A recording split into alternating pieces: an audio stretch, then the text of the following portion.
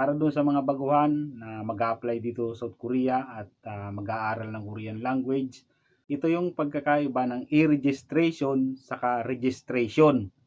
Ang ibig sabihin ng e-registration para doon sa mga baguhan na hindi pa nakakaalam kasi halos magkapareho ng tunog ng mga baguhan na mag-a-apply dito sa South Korea ay magkaiba ang e-registration saka registration.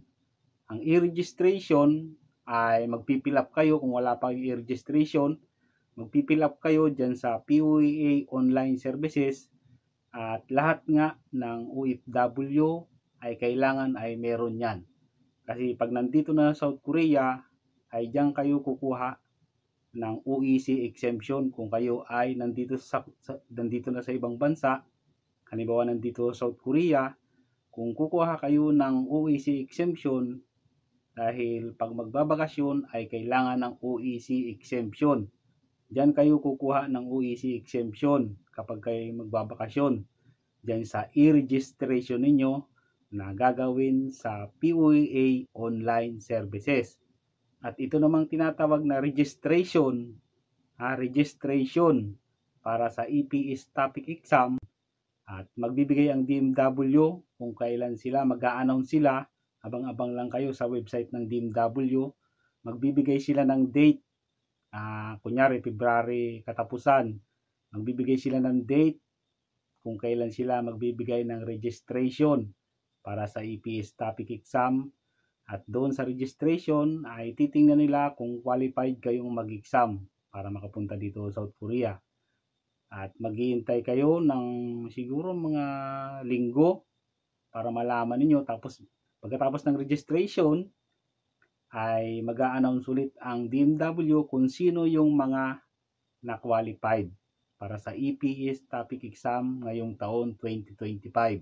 Bago dumating ang registration para sa EPS topic exam ay kailangan nyo simpleng gumawa na ng e-registration sa POEA online services. May nagtanong na isa nating kababayan na kapag ba daw single na binata o dalaga ay kailangan pa raw ba ng marriage contract ng nanay at tatay parang hindi naman, kasi ito ipapakita ko sa inyo yung mga requirements pagpaalis na para dun sa mga baguhan na walang idea kung ano yung mga requirements pagpaalis na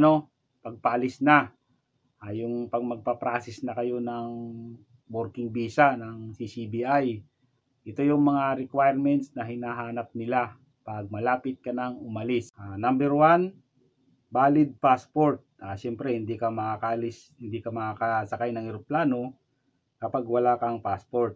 Tapos itong valid NBI clearance, 3 months valid from the date of issuance.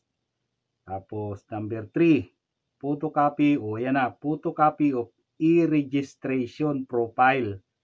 Ito na nga, dito kayo kukuha sa POEA online services. Pag nakapag-fill up na kayo, ibig sabihin ay may e-registration profile na kayo. Diyan yang kukuhanin sa e-registration.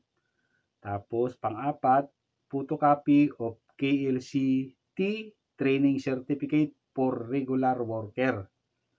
Ito yung yung training sa DMW para sa mga baguhan. Sa mga baguhan lang to. Sa mga regular na first time magtatrabaho dito sa South Korea, yung KLCT training niyan sa DMW. Tapos pang-5, photocopy of training fee receipt. Para din sa mga baguhan to. Yung binayad. Kasi may bayad yung training sa DMW, yung bayad na 500. Kailangan may resibo, kailangan din yun. Tapos itong photocopy of PIOS certificate. Kaya importante talaga yung e-registration kasi dun sa e-registration, dun sa POEA online services, doon kayo kukuha ng PIOS certificate.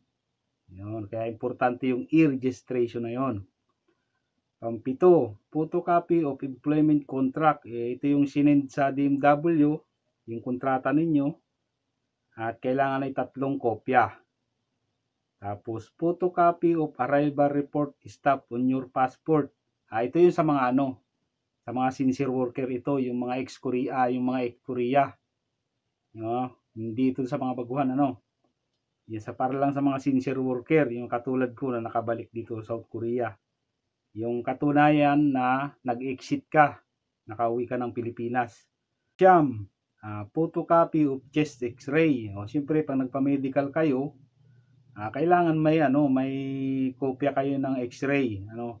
Tapos, pang-10, valid pre-employment medical examination PEME from DOH accredited medical clinic for overseas employment.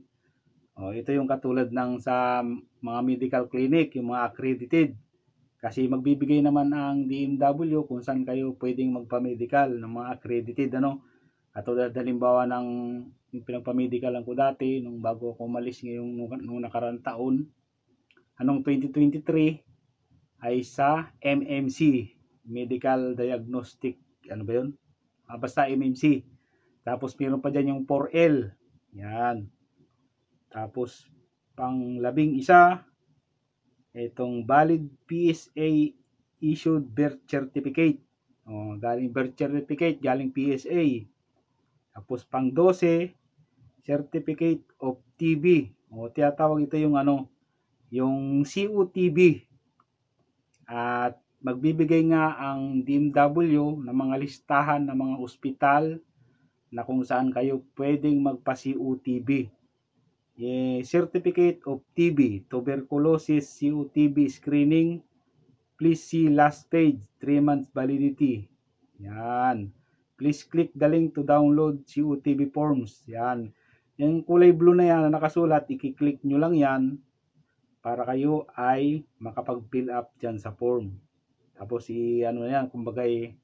tapos may passport size picture ilalagay dun sa form. At yung form na yun, pag kayo ay magpapa-COTB na, kunyari pupunta kayo ng Manila Doctors, kasi sa Manila Doctors ako nagpa-COTB. At da-download niyo yung form at pipila pa ninyo bago kayo pumunta doon sa Manila Doctors. At lalagay niyo yung passport size picture. Yan. Tapos vaccine certificate. Yung may vaccine certificate. Dito sa vaccine certificate ay di ko lang sigurado kung pwede yung isang beses lang na bakunahan. Pwede siguro yung 2 beses, yung second dose, first dose saka second dose. Kahit walang booster, pero dun sa isang sa isang vaccine lang, di ko alam yan. Mas maganda niyan, itanong nyo sa DMW kung pwede ba yung ganun, kahit isang vaccine lang, isang beses lang. Vaccine certificate, download from the DOH website or Yellow Card Bureau of Quarantine. Yan.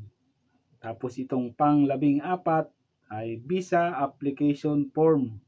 Ito na yung palis na kayo, magpipil up na kayo ng visa application form. Yan, panghuli na yan. Tapos, ito palang panghuli, yung visa payment, panghuli. Visa application form filled out and printed.